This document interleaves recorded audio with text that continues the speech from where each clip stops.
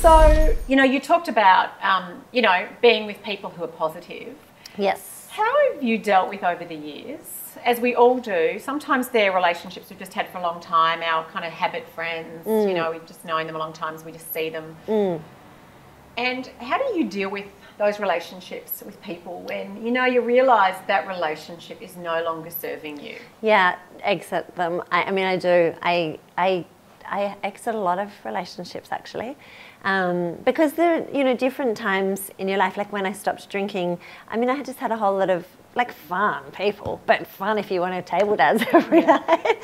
But you know, no real intellectual or spiritual stimulation or anything. And so I completely exited, which is hard. You know, they're people I've been hanging out with for 10 years and partying with or whatever, and probably longer.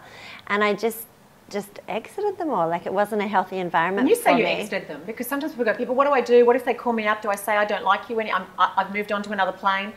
You know, what if you just not return calls? It's different now. I mean, then I probably just didn't return calls. You know, like I didn't really know how. I didn't have the ability to communicate properly, probably.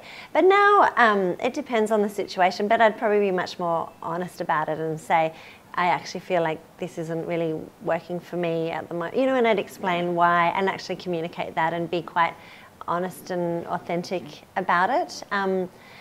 And you know, that's up to them to take that how they want, or I don't know, or you can slowly peter things out, you know, and just not quite catch up with people so much.